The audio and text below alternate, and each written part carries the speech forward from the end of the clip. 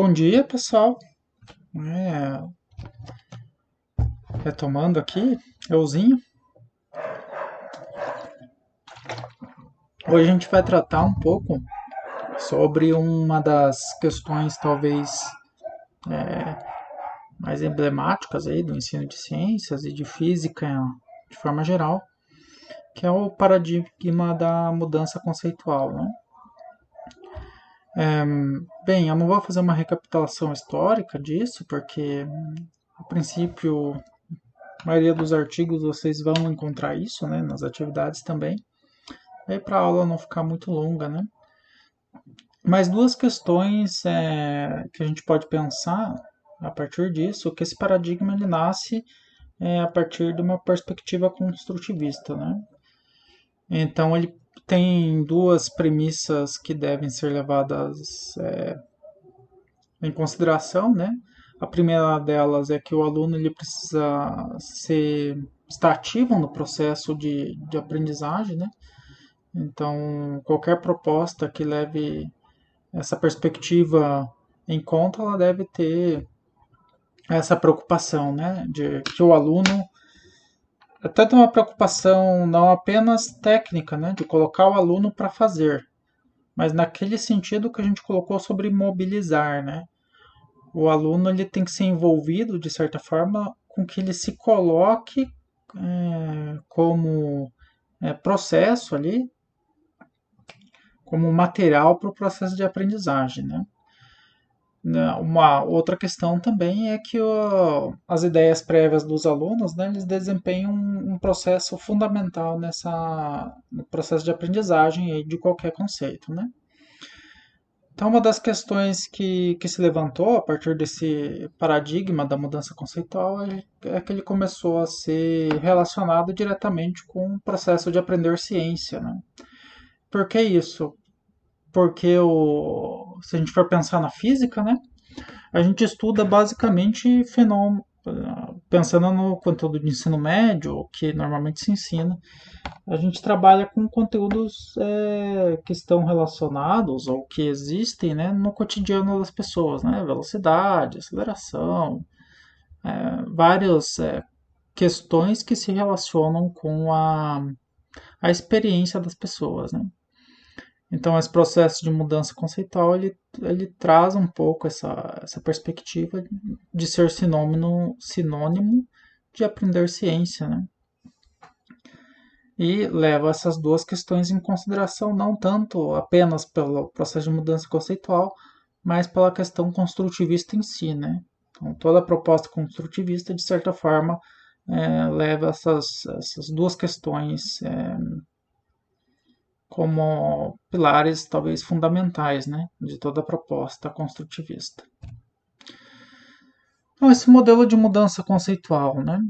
Então, uma das questões que ele se baseia naquela segunda questão, né, que é as concepções prévias dos alunos sobre o fenômeno, né? Ali a gente tem um quadrinho, por exemplo, uma sequência de ilustrações, né?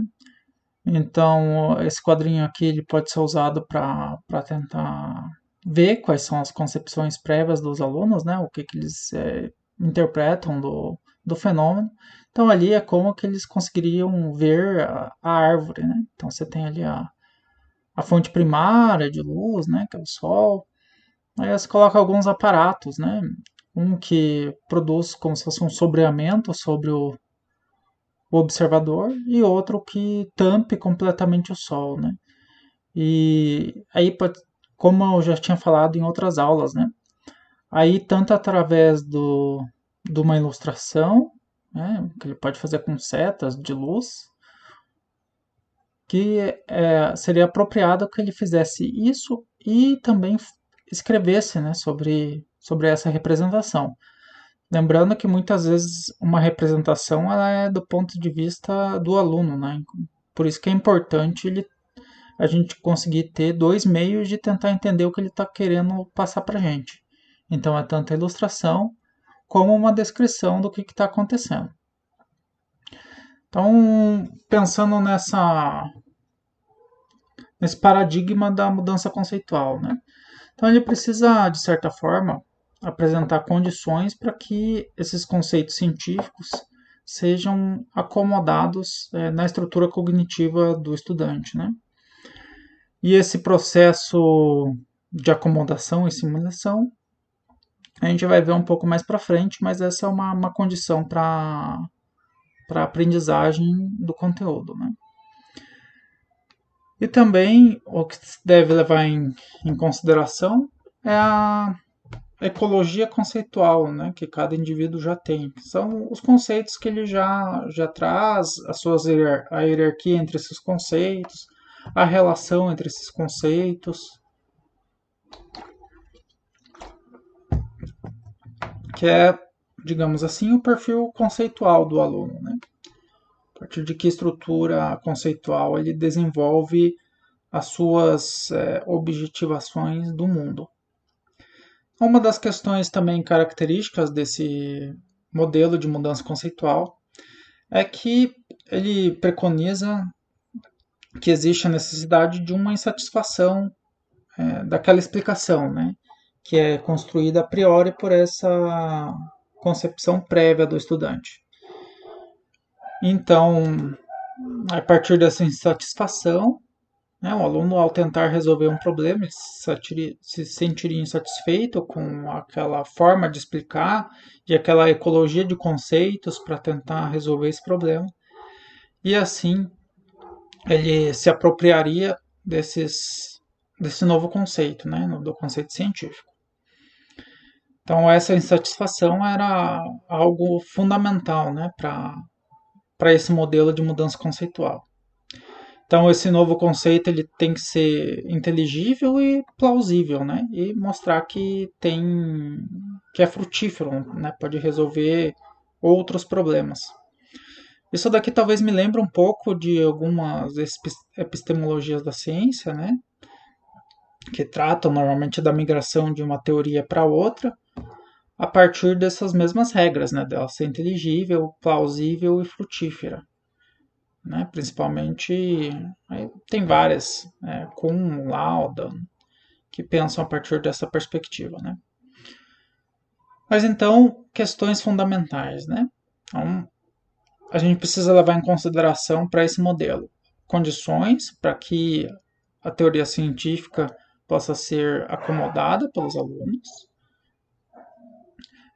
qual é a ecologia conceitual dos alunos que a gente está trabalhando, e também a tentativa de produzir essa insatisfação, né, para que o aluno migre desses conceitos, abandone-os, né, aí no sentido hierárquico do termo, né, no que a ciência é melhor, então é mais satisfatório os conceitos científicos do que esses conceitos prévios, né, mas quando eu falo prévios é porque é prévios à escolarização, né. Daí eles vêm da experiência deles no cotidiano, dessa aprendizagem anterior à escola, ou mesmo que não aprendizagem durante a escolarização, mas que não tem relação com conteúdos escolares em si. Né? Então precisa gerar essa insatisfação. Tem umas questões metodológicas, né, desse tipo de sequência, né? Então, o aluno ele precisa tomar consciência do que ele está aprendendo, né? E por que isso, né? Ele precisa ter consciência daquela ecologia conceitual que ele tem, né? E dessa nova ecologia conceitual também, né? Quando eu falo ecologia conceitual, talvez vocês queiram pesquisar, funciona como se fosse um mapa conceitual, né? Então você tem alguns conceitos, eles são relacionados, pode ser hierarquicamente ou não, com outros, né, conceitos. Então esse mapa ele possibilita essa tomada de consciência, ela é importante justamente já que o aluno ele precisa tomar a decisão, né, de aderir ou não a esses conceitos científicos, né. E essa tomada de consciência faz parte do método, né? A partir por exemplo, se a gente for pensar lá nos 3 momentos pedagógicos, a primeira parte, né, problematização, ela faria com que os alunos levantassem, por exemplo, suas concepções e a gente poderia construir junto com eles e eles elaborarem seu próprio perfil conceitual, né? Sua própria ecologia conceitual. Então, essa é a ecologia conceitual que eles teriam antes do processo de ensino em si, né? Apesar dele já ter iniciado nesse próprio momento em que a gente faz com que os alunos tenham noção da estrutura conceitual que eles utilizam para pensar sobre determinado problema. Que problema que é esse, né? Para dar uma materialidade a isso, então aquele básico, né? Que é sobre a lei zero da termodinâmica, né? Que a gente trabalha com a sensação de quente e frio, né, que é aquela que a gente pede para eles colocarem a mão na carteira e colocar a mão na parte de madeira e a parte de metal, nesse caso. Perguntar qual que está a temperatura maior. Né? Isso pode acontecer que eles respondam que é a madeira, né, que está em temperatura maior, porque a sensação térmica das duas ali é diferente. Então, uma das formas de se trabalhar com isso é essa problematização e que os alunos falem e se expressem, conceituem essa estrutura que gera essa explicação, né? Gera a explicação de temperaturas diferentes. Então, essa é uma das partes, né? Posteriormente, após ali a parte de organização, né?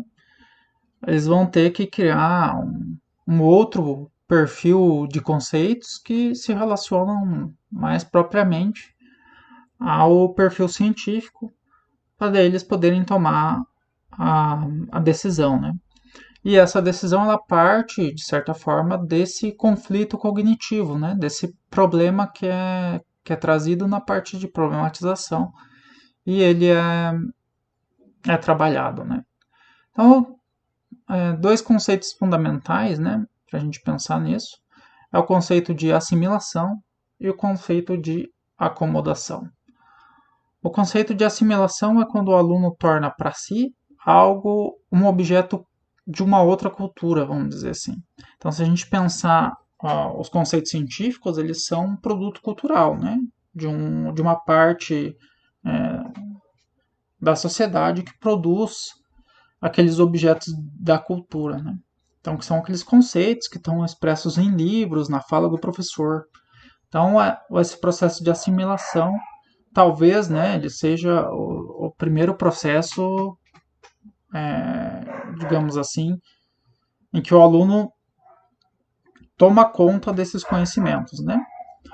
E o processo de acomodação são algumas pequenas mudanças, digamos assim, que acontecem quando a gente vai mudando um pouco o entendimento das coisas, né? Então, esse seria o processo de acomodação. E esses processos a gente pode chamar de equilibração, né? Mas a questão fundamental aqui é que esse conflito cognitivo, ele é tanto o que mobilizaria os alunos, né, a se envolver nessa atividade. Então, esse conflito cognitivo ele faz parte de fazer com que os alunos se tornem ativamente parte do processo. E ele também faz com que os alunos tenham o conhecimento de suas próprias concepções prévias, né, na forma como que está estruturando o pensamento deles para explicar esse fenômeno.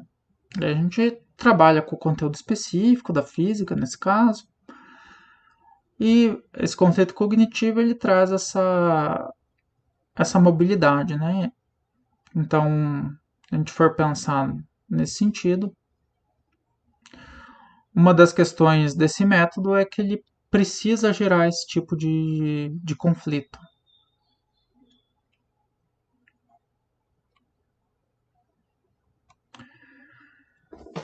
Então a gente pensa nas estruturas desse conflito, né? Através desse conceito de construção compensatória. Então, uma das partes dessa estrutura, né, uma etapa, na verdade, é a neutralização da perturbação, né? Então, o que significa isso, né? Tem esse conceito, a gente vai trabalhar com conteúdo, né? Mas na primeira hipótese, por exemplo, o aluno pode nem dar bola para essa diferença, né? E pode, inclusive, tentar criar diferenciações, assim, para que a questão das temperaturas serem diferentes ainda continue válidas, né? Então ele cria um monte de condicional. Se a gente for pensar como medir essas temperaturas, né? Se a gente for usar, por exemplo, um termômetro de longa distância, ele vai explicar essa diferença, sei lá como que ele vai explicar, mas ele vai explicar de forma com que a teoria da diferença das temperaturas se mantenha, né? Então ele vai fazer pequenas alterações naquele arranjo conceitual prévio que ele tinha, então, sem produzir nenhuma alteração. Né? Isso também pode acontecer, como pode acontecer a negação. Né? Um segundo aspecto também que envolve essa mudança do perfil prévio, né, dos conceitos prévios, é a incorporação de pequenas mudanças nesse perfil prévio. Né? Então, acontece algumas condicionantes ali, em que para determinados problemas bem específicos ele é um pouco mais próximo do que aquilo que a gente consideraria como teoria científica. Então há uma pequena alteração nessas condições. Né? E o último caso é a produção de um perfil conceitual totalmente novo, né? E que torna esse conflito já como ultrapassado, né? Como se houvesse a quebra dessa barreira. Daí esses novos perfil, eu estou usando a palavra perfil, mas ela é utilizada mais para frente, mas esse novo mapa conceitual, né? De forma mais próxima ao mapa conceitual científico, por exemplo. Então a gente tem duas questões, né? A gente tem um mapa conceitual dos conceitos prévios dos alunos. Então, uma das partes da problematização inicial é fazer com que os alunos tenham em mente, pelo menos, o seu próprio mapa conceitual prévio.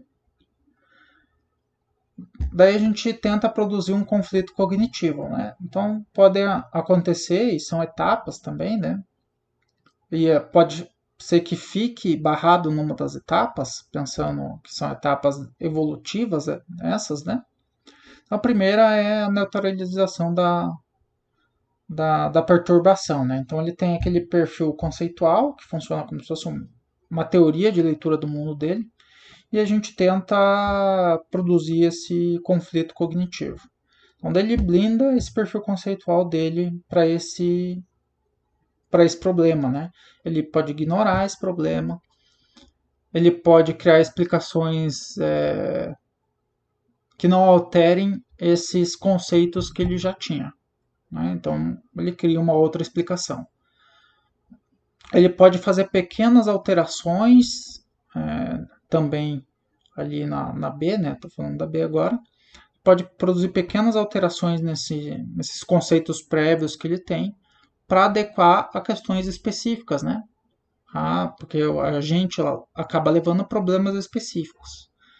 Então, a gente leva esse problema específico e ele constrói ali parte da teoria que acomode esse problema específico a esse perfil, a esse mapa conceitual que ele já tinha. Então ele tem esse processo de blindagem. Tá? Quem talvez possa se interessar, né? Tem eu acho que é Fleck o nome. Eu nunca lembro o nome desses epistemólogos. É Fleck. Ludwig Fleck. Né? Um pouco dessa ideia que eu estou utilizando para explicar aqui, ela vem dessa epistemologia da ciência, né? Então ali, então tem esse núcleo. Então o primeiro lado ele é totalmente blindado na A, na B existiu alguma alteração nessa blindagem, uma pequena acomodação, né, desse fato que a gente apresenta para os alunos.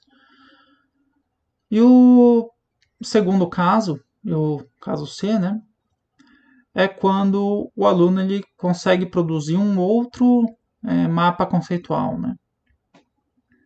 E depois ele pode decidir sobre qual dos dois é mais qual dos dois é mais relevante. Um outro aspecto que a gente pode pensar a partir disso, né, porque a gente precisa desse experimento crítico ou desse conflito cognitivo, né, e através de experimentos ou qualquer coisa que tenha dados, né, que tenha relação com algo que precisa ser observado e a gente tem várias dificuldades, né, primeiro de encontrar esses experimentos, né. E se a gente for pensar, inclusive, na história da ciência, esses experimentos críticos aí, que a gente vê, né? É, aquele da relatividade, que eu não lembro o nome agora.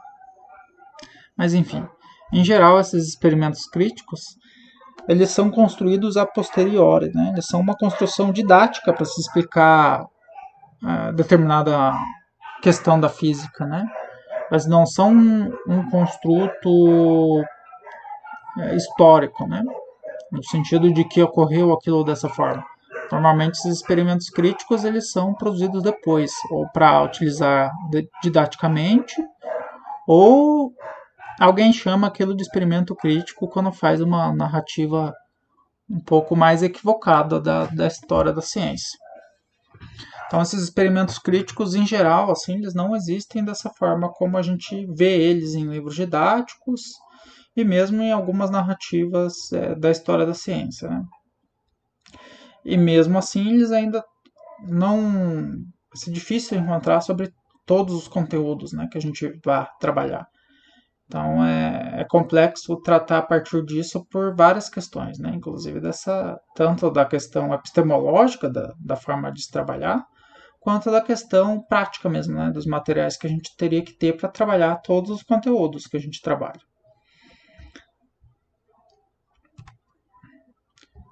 Então, algumas dessas críticas a gente já fez, né? Eu já fiz algumas críticas sobre esse tipo de modelo em outras aulas aí que a gente já acabou vendo. Então, talvez a principal crítica seja essa da substituição dos conceitos, né? No sentido em que a gente precisa destruir a relação dos conceitos prévios dos alunos para que eles adotem apenas as concepções científicas sobre as coisas. Mas se a gente for pensar, né, nem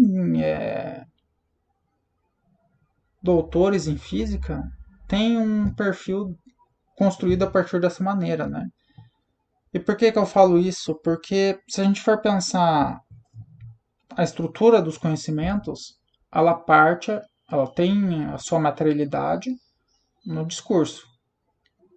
Então, o exemplo máximo do discurso que a gente pode dar é a nossa fala, né? Então, a gente fala sobre determinadas coisas de algumas formas. E a gente não fala no nosso cotidiano, e aí nem doutores falam assim, de forma estritamente precisa cientificamente, né? Há sempre essa questão da vida cotidiana permeando o nosso discurso, né? E se a gente for pensar nas concepções prévias, elas têm muita relação com essa vida cotidiana. Então a gente vai lá, pesa o pão, apesar de falar o peso em quilogramas, então tem vários exemplos nesse sentido, né? E muitas vezes esse pensar a partir de um conceito físico ele não é natural. A pessoa precisa parar, sentar, pensar, raciocinar, né? Porque na contingência pode ser que a gente não utilize essa estrutura de pensamento, né? É que nem, por exemplo, quando a gente aquaplana, né? ou como o que que pode ser um natural fazer, né? Pisar mais fundo do freio, né? Mas a princípio a ideia é continuar acelerando, né? Tanto para limpar o pneu, provavelmente tem alguma coisa nele, né? Ou só água mesmo, como para aumentar a chance de aderência dele no asfalto, né? Porque a força dele acelerando é bem menor do que a dele sendo arrastada, né? Se você frear.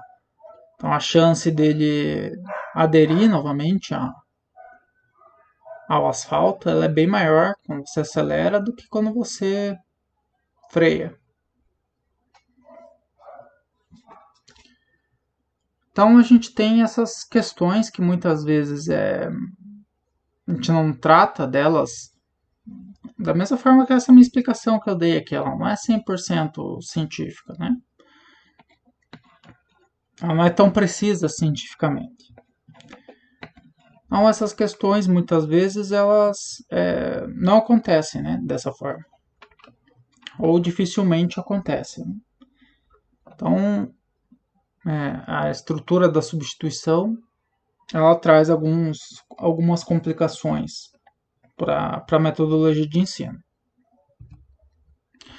A gente tem um outro tipo que também pensa a partir desse perfil conceitual, né, desses conceitos, né, que é o perfil conceitual. E a gente tem algumas questões que a gente precisa pensar sobre isso, né?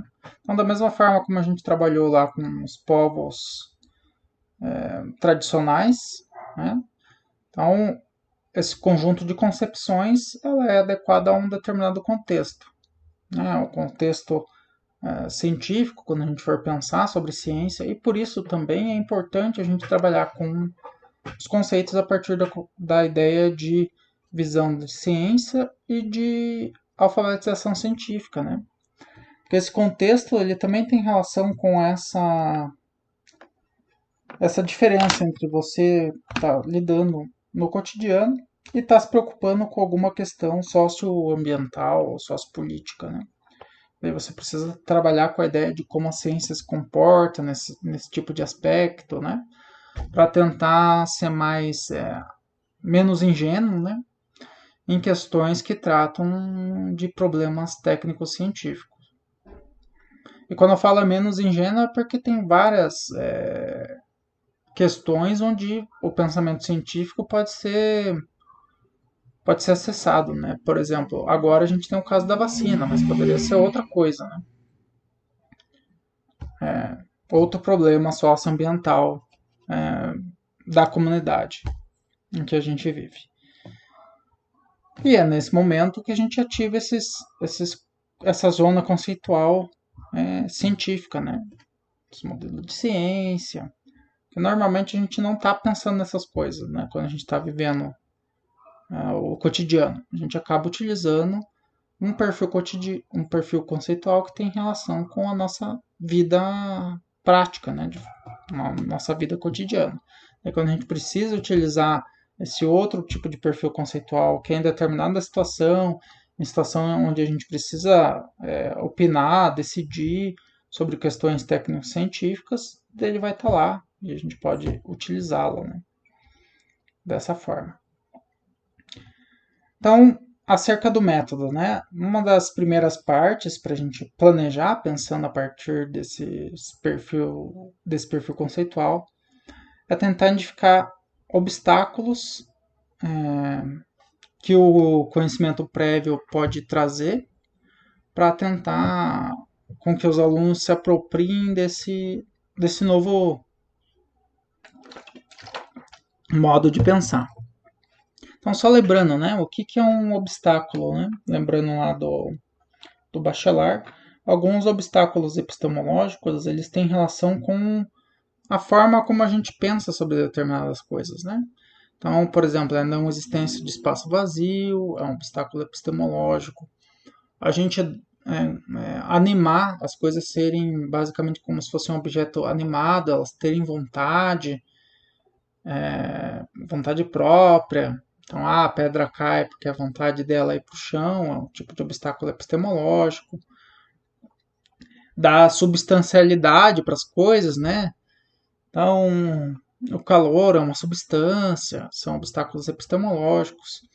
E às vezes esses obstáculos a gente pode pegar da história da ciência, né? Que tem vários estudos já que trazem essas formas de pensar que a ciência já teve sobre determinado aspecto.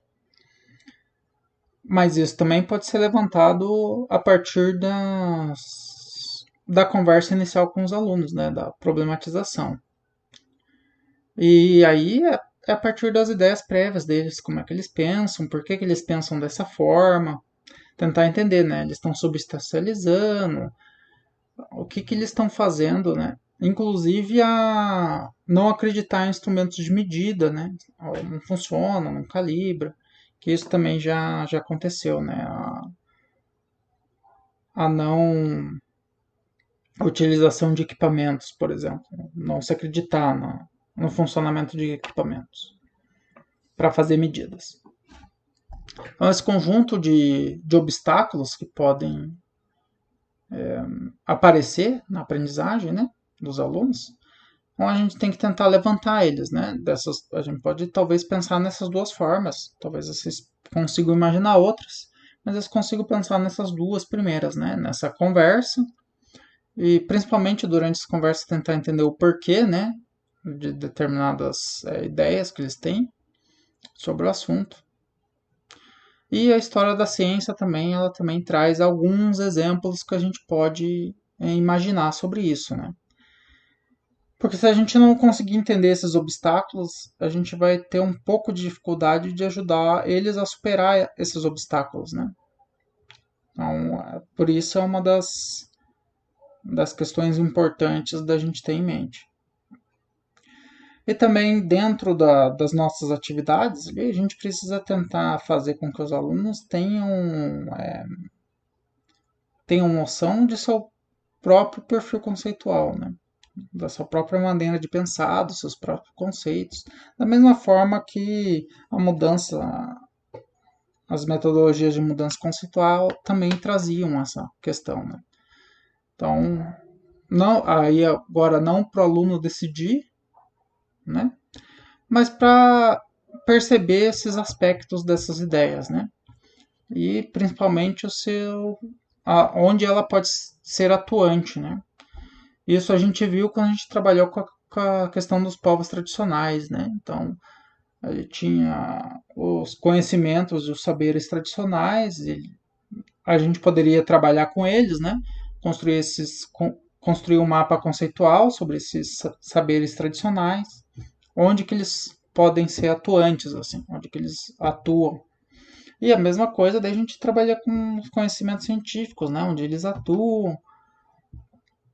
Então, esses dois perfis, assim. Né? Agora, não para decidir qual é, mas para que o aluno ele vai ter acesso a esses dois e no momento que ele for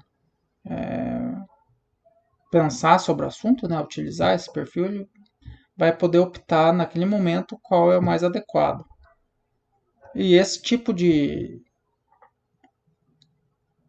questão ela pode ser contingente, no sentido de que o aluno não vai ter consciência de qual que ele vai optar. Isso tem muita relação com a forma da experiência da vida cotidiana mesmo, né? A gente não fica pensando nas coisas na vida cotidiana assim ativamente. E também a gente pode pensar ativamente, né? Quando a gente dá aquela parada para pensar em determinada coisa, para tomar decisão. Então essas duas questões podem acontecer, tá? E fazem parte da vida mesmo. Então, algumas questões que a gente deve se preocupar, né? Quando vai comunicar uma lição a partir dessas ideias de mudança de perfil conceitual.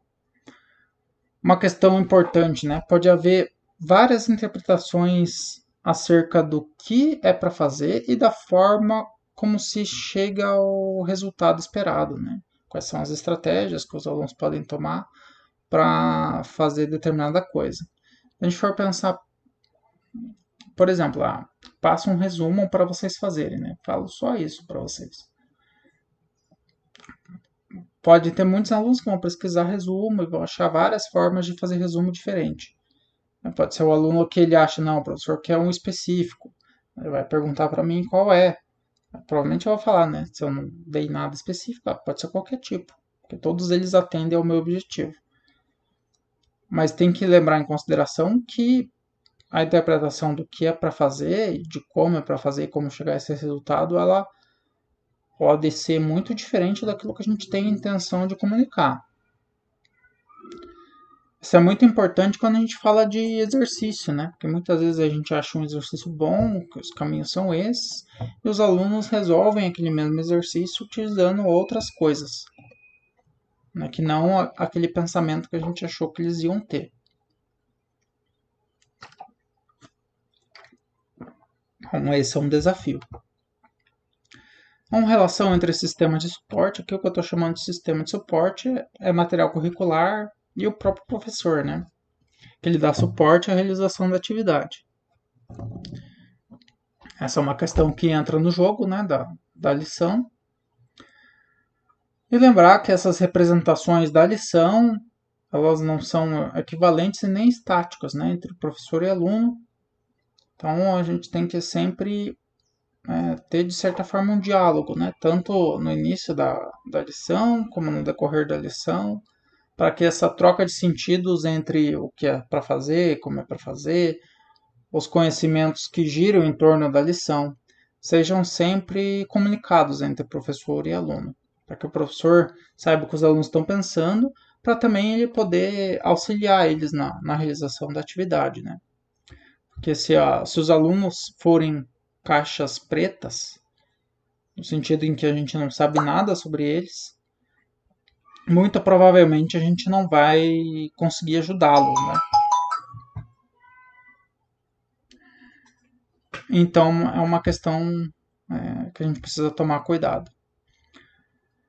Um outro desafio que a gente tem, né, é junta nessa questão, que são os processos de interação social que a gente permite em sala de aula, né?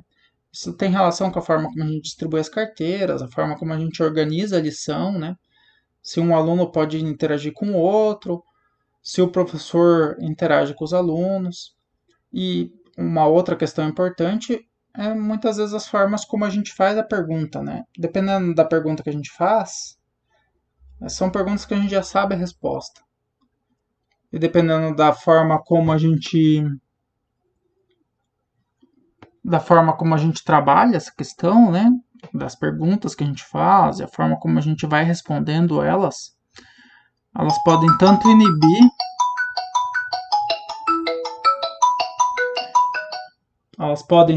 inibir, essas questões, como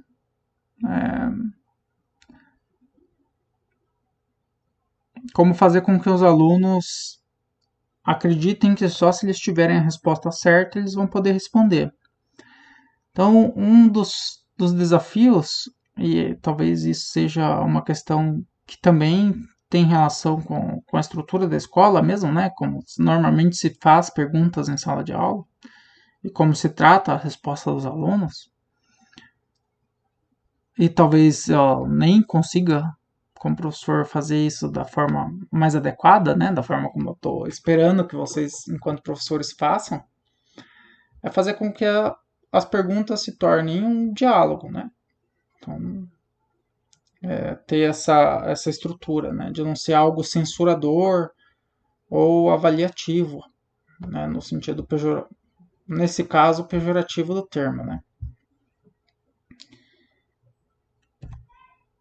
Então, aqui dois sistemas comunicativos, né? Então, o primeiro ele tem muita relação com um discurso de autoridade, né? Ele é unidirecional, então só a fala do professor. Quando eu falo fala, é o enunciado dele, né? Tem significado, então o que cabe aos alunos ali é só se apropriar dessa fala do professor, né? E aí é uma questão importante, porque o aluno ele vai se apropriar da fala, dos textos que o professor traz, né? Ou que é utilizado ali durante a metodologia de ensino. Só que a questão que a gente deve ter é que a gente deve atuar de forma com que os alunos eles se expressem também sobre aquilo que eles estão lendo, né? Então, sobre as ideias dele. Então, haja uma interação. A partir dessa interação, haja um processo de persuasão, né? Um discurso dialógico entre os agentes, né? Mas como ainda o objetivo é ensinar, né, determinado conteúdo, a princípio ele traz essa questão de ser persuasivo. Então, quando eu estou falando texto aqui, todo o material que é levado para a sala de aula, né? Isso é o professor também, a fala do professor, a atividade do professor, o diálogo entre os alunos. Então, esses materiais, eles são instrumentos do pensamento, né? Que eles vão incentivar a discussão, eles vão incentivar a procura de respostas, então eles vão incentivar os alunos a tentar utilizar as palavras para comunicar as suas ideias, e essas palavras elas têm significado, né? Então muitas vezes, e que até a gente faz mesmo, né? É que as palavras que os alunos utilizam, elas não têm propriamente o significado que para a ciência aquelas palavras têm. Então, há esse diálogo no uso das palavras mesmos, né? Porque as palavras elas representam ideias e na ciência, como é uma comunidade científica, né? De certa forma, há pouca variação, digamos assim, nesse uso das palavras, né? Então, elas têm um significado mais ou menos preciso. Por causa de questão de censura, eu não vou entrar ao caso, mas ela tem esse significado mais ou menos preciso de seus significados. Então, quando os alunos falam, a questão é conversar com eles sobre esses significados, né? Tentar entender o significado que eles estão dando para essas palavras, né? Que eles utilizam, o que para nós pode parecer equivocado. Então, existe essa diferença entre essas duas formas, né? Uma é que o aluno ele tem que se apropriar da fala do professor e reproduzi-la. E o outro caso é onde existe esse diálogo entre os enunciados, né? Tanto os enunciados que o professor traz, quanto os enunciados dos alunos, né? E nesse processo de troca, há um entendimento de como cada um pensa, principalmente o professor, né? É importante ele não ter o aluno como uma caixa preta, né? Que ele consiga entender aquilo que o aluno está pensando, pelo menos a princípio. Então é uma habilidade importante, né? E algo importante que deve estar inserido no processo. A estrutura da atividade tem que permitir alguma coisa nesse aspecto, né? Do professor conseguir entender o que o aluno vem pensando. E isso acontece a partir desse diálogo, né? Entre professor, aluno, material. Então, por hoje é isso, né? Só recapitulando algumas questões, né? Pensamento construtivista, o envolvimento do aluno e colocá-lo ele como um bem ativo na aprendizagem e trabalhar com suas ideias prévias. O modelo de mudança conceitual, ele trabalha com a produção da condição para que os alunos se apropriem do conhecimento científico, e essa condição normalmente é instaurar esse conflito cognitivo, a instauração desse conflito cognitivo e a percepção dos alunos de suas próprias ideias prévias talvez sejam aí a condição para essa acomodação, né? E isso envolve essa ecologia conceitual do estudante. Então, ali, insatisfação pelo conhecimento antigo, então, há esse processo de escolha, né? Esse novo conhecimento ele tem que ser inteligível, plausível e frutífero. O problema é que conhecimento inteligível e plausível, normalmente eles já vêm quando o aluno ele já meio que está aceitando o conceito científico, né? Para ele ser plausível, por exemplo. Aí, acho que isso daqui não precisamos retomar, né? Porque já é a mesma coisa. Então, só lembrando que esses conflitos cognitivos, esses experimentos, eles são complexos, né? Muitas vezes de se encontrar. E lembrando que esses experimentos críticos na história da ciência ele é construído em geral a priori, né?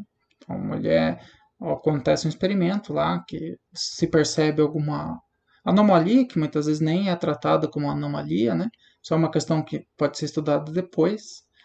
Mas há algumas narrativas da história da ciência tratam aquilo como se fosse um experimento crítico. Talvez não tenha nem sido, né? Porque outros experimentos já traziam aquele problema, vamos chamar de anomalia, né? Já traziam aquela anomalia, mas como não tinham reparado a relevância dela, né? Ela continuou lá.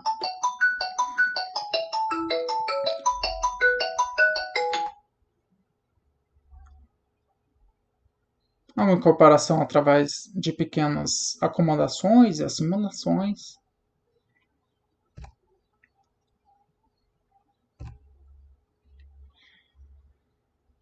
Esse perfil conceitual tem essa relação com a estrutura de pensamento poder variar conforme a condição objetiva onde ele vai ser utilizado, né?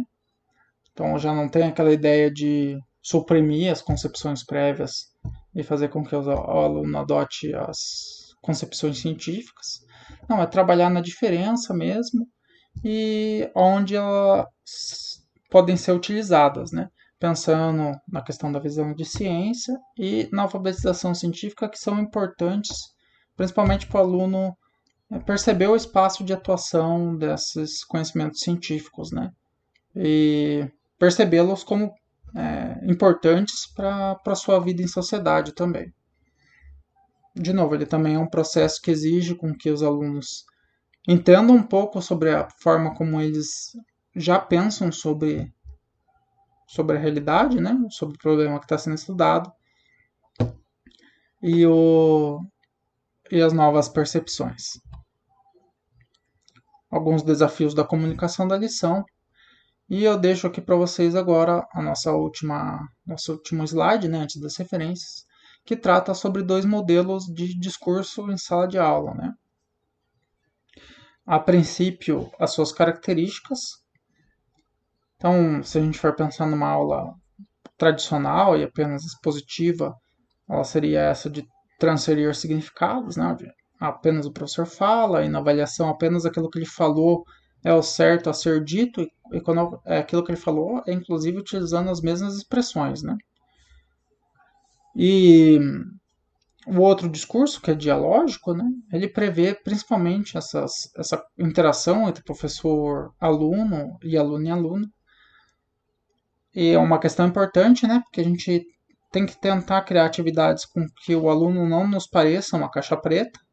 A gente consiga entender como que está sendo o processo de aprendizagem dele, o que ele está entendendo sobre aquilo. Então, essa é uma questão importante. Então, pessoal, até a próxima.